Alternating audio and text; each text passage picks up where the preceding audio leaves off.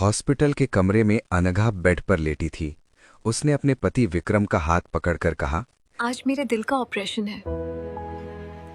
मुझे सब पता है, डरने की जरूरत नहीं, मैं यही हूँ।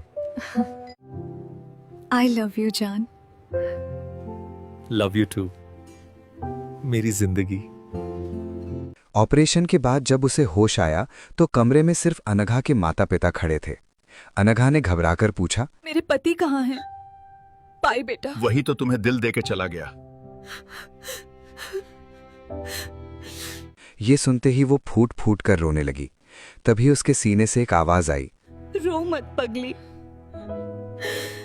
मैं कहीं नहीं गया, मैं तो तुम्हारे दिल में हमेशा के लिए जिंदा हूँ। ये कहानी उस आखिरी सांस की नहीं बल्कि उस घुटन की है जो इस आखिरी पल से बहुत पहले शुरू हो चुकी थी। करीब 2 साल पहले शहर के एक पुराने तंग मोहल्ले का वो 2 कमरों का मकान। दीवारों से पपड़ी झड़ रही थी और छत पर लगा पंखा इतनी आवाज करता था मानो अपनी ही गरीबी का शोर मचा रहा हो। अनघा आईने के सामने खड़ी थी।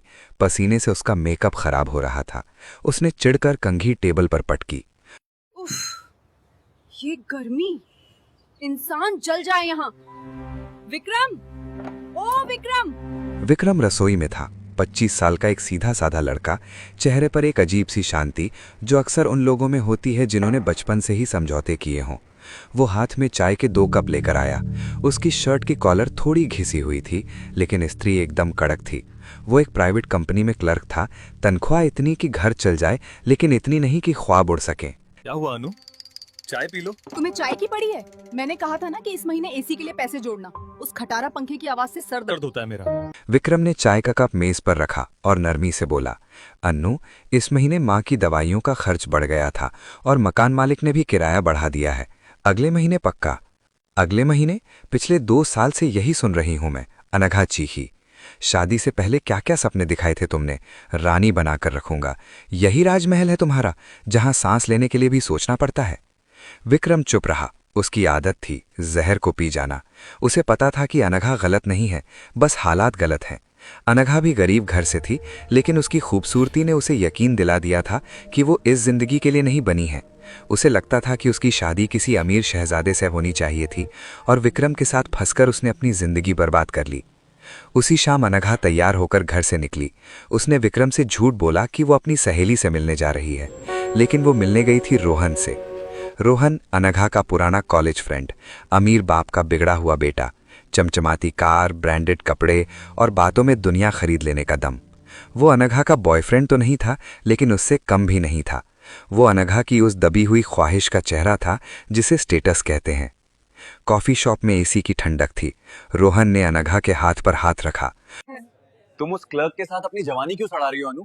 देखो खुद को, तुम डिजर्व करती हो ये लग्जरी, ये लाइफस्टाइल।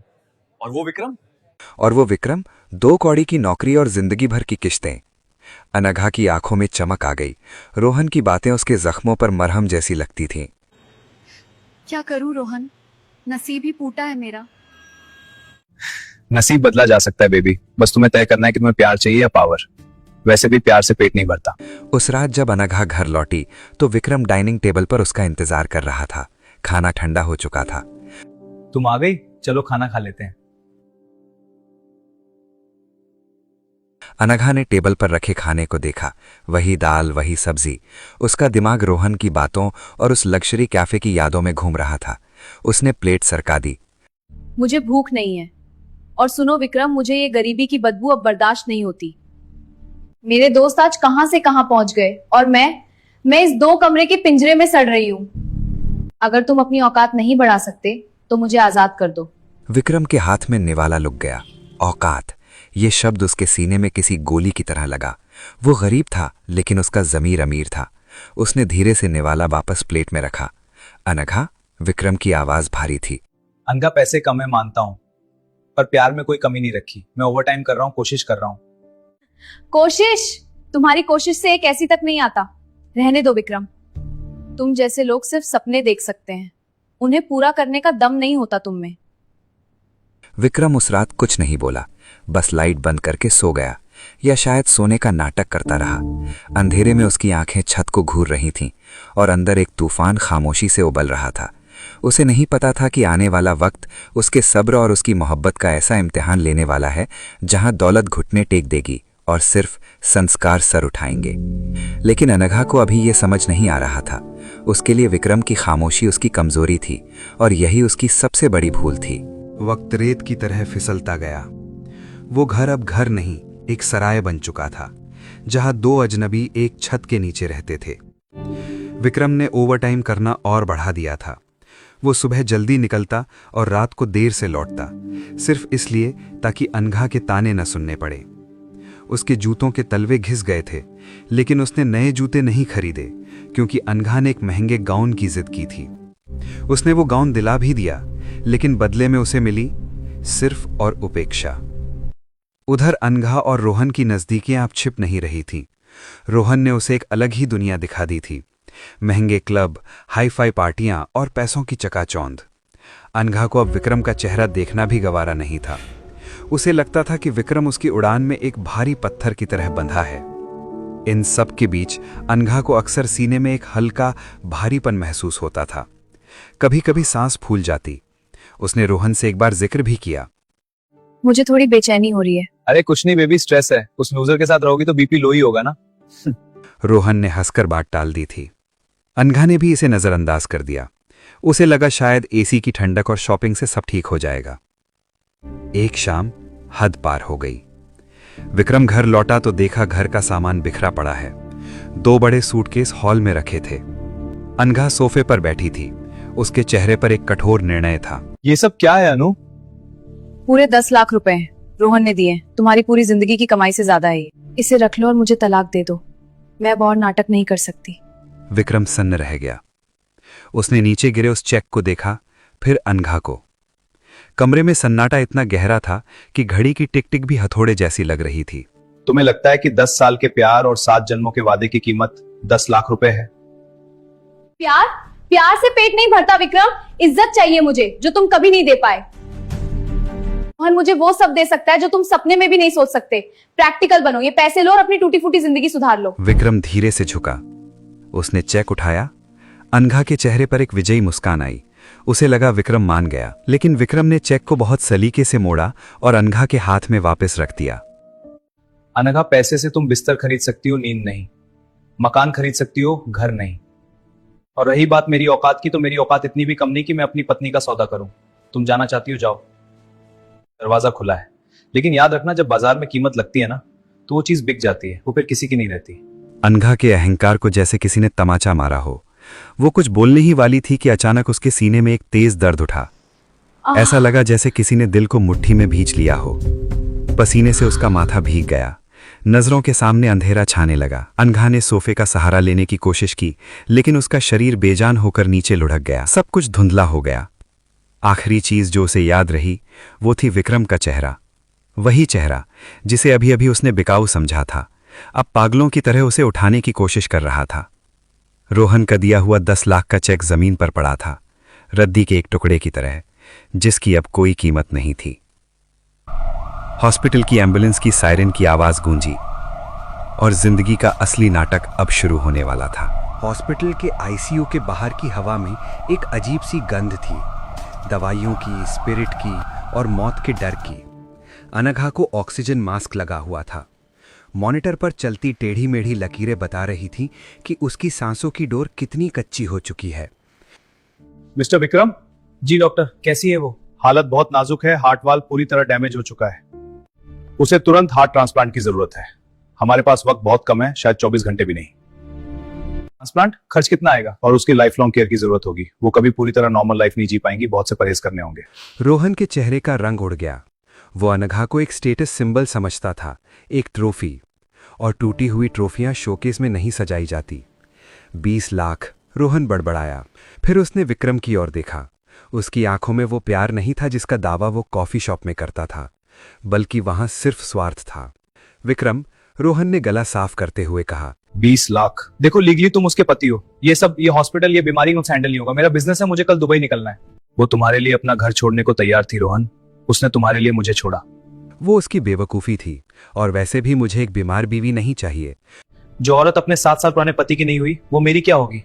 तुम संभालो अपनी जान को। रोहन ने अपनी जेब ठीक की। एक बार आईसीयू के कांच से अंदर लेटी अनघा को देखा, बिना किसी अफसोस के, और वहां से चला गया। अनघा को होश आ रहा था। उसने धुंधली नजरों से कांच के उस पार देखा। उसे रोहन का जाता हुआ साया दिखा। उसने हाथ उठाने की कोशिश की, लेकिन शरीर में जान नहीं थी। उसकी आंखों से आंसू बह निकले और ऑक्सीजन मास्क में जमने लगे। जिस पैसे और स्टेटस के लिए उसने विक्रम को ठुकराया था, वो स्टेटस आज उसे आईसीयू के ठंडे बिस्तर पर अकेला छोड़ गया था। तभी दरवाजा खुला। अंदर रोहन नहीं, विक्रम आया। वही विक्रम जिसे उसने कुछ घंटे पहले कागज का टुकड़ा समझकर फेंका था। विक्रम ने धीरे से उसके सर पर हाथ रखा। उसके स्पर्श में वही पुराना सुकून था, वही अपनापन। वो चला गया। तुम्हें ठीक होना है अनु, बाकी सब बाद में। डॉक्टर ने विक्रम को बाहर बुलाया। मिस्टर विक्रम, पैसे तो आप अरेंज कर लेंगे, लेकिन सबसे बड़ी समस्या है डोनर। डोनर लिस्ट बहुत लंबी है और हमारे पास वक्त नहीं है। विक्रम के पैरों तले जमीन खिसक गई। जेब में फूटी कौड़ी नहीं थी। पत्नी मौत के मुहाने पर थी और दुनिया ने मुंह फेर लिया था। वो देर तक वहीं बैठा रहा। उसकी बंद आंखों के सामने अनघा का वो चेहरा घूम रहा था जब वो पहली बार उससे मिली थी, मासूम और खुश। फिर उसे वो चेहरा दिखा जो आज आईसीयू में था, डरा हुआ और पछतावे से भरा। विक्रम ने अपनी जेब से वो 10 लाख का चेक निकाला जो अनघा ने उस पर फेंका था। वो चेक अभी भी उसकी जेब में मुड़ा तोड़ा पड़ा था। उसने उसे फाड़कर डस्टबिन में डाल दिया। रात गहरी हो चुकी थी। विक्रम आईसीयू में वापस गया। अनघा अब ऑपरेशन थिएटर में जाने के लिए तैयार थी। ये वही पल था जहां से हमारी कहानी शुरू हुई थी। विक्रम ने अनघा का ठंडा पड़ चुका हाथ अपने हाथों में लिया। अनघा की आंखों में मौत का खौफ और विक्रम के लिए एक अजीब सी श्रद्धा थी। उसे अपनी गलती का एहसास हो चुका था, लेकिन शायद बहुत देर हो चुकी थी। विक्रम ने अनघा का हाथ छोड़ा। उसकी उंगलियों की गर्माहट धीरे धीरे अनघा की हथेली से फिसल गई। आई लव यू जान, अनघा ने बेहोशी में कहा था।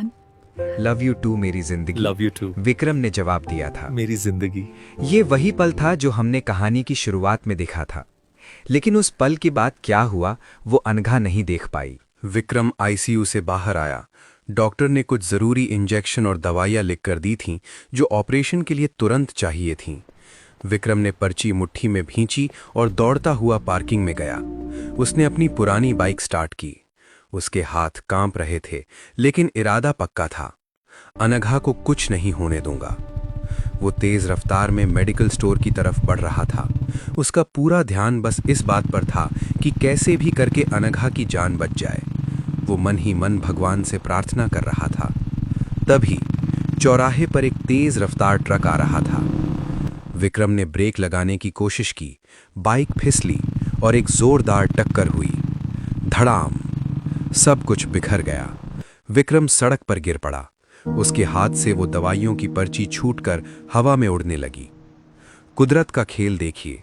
जो इंसान अपनी पत्नी की सांसें बचाने के लिए दवा लेने निकला था, आज सड़क पर उसी की सांसें उखड़ गईं।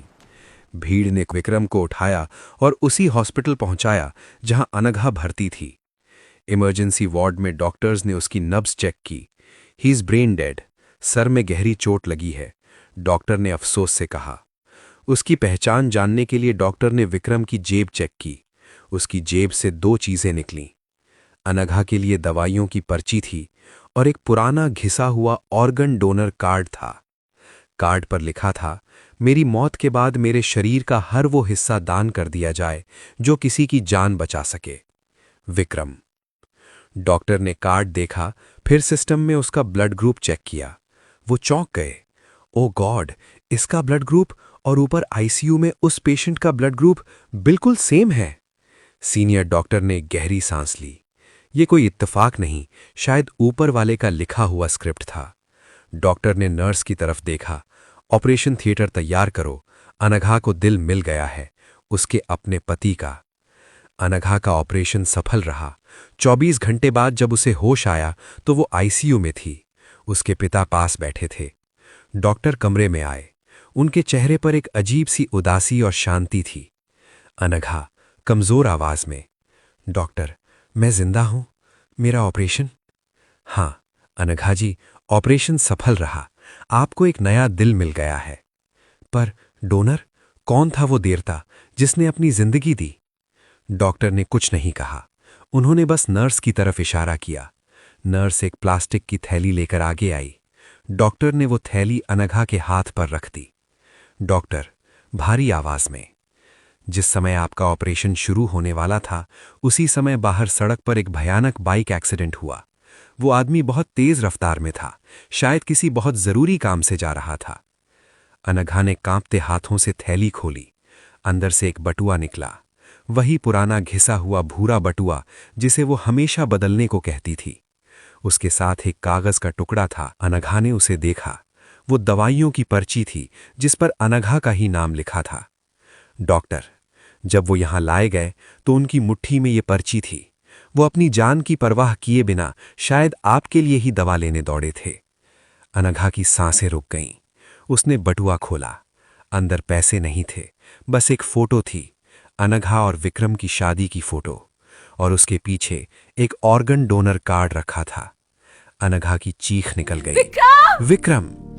डॉक्टर, हमें डोनर ढूंढने की जरूरत नहीं पड़ी अनघा जी, वो पहले से ही अपना सब कुछ आपको देने के लिए तैयार थे। अब वो आपके दिल में धड़क रहे हैं, हमेशा के लिए। अनघा ने जोर से उस बटुए को अपने सीने से लगा लिया। उसे वो पल याद आया जब उसने कहा था तुम्हारी औकात नहीं है। आज उसी इंसान ने अपना सब कुछ कुर्बान करके साबित कर दिया कि दुनिया में सबसे बड़ी औकात त्याग नहीं की पापा, होती ये है। नहीं हो सकता, वो मुझे उसने छोड़कर नहीं अपनी जा आंखें सकते। बंद की और महसूस किया, धक धक धक धक। ये धड़कन अब सिर्फ अनघा की नहीं थी, ये विक्रम था जो मरने के बाद भी अपने पत्नी का साथ निभा रहा था। रोहन तो उसे मौत के मुंह में छोड़कर भाग गया था, लेकिन विक्रम मौत को गले लगाकर उसे जिंदगी दे गया। दौलत से आप दवाइयां खरीद सकते हैं, लेकिन जिंदगी नहीं। इंसान की असली कमाई उसका पैसा नहीं, उसका दिल होता है। और विक्रम आज सबसे अमीर होकर गया।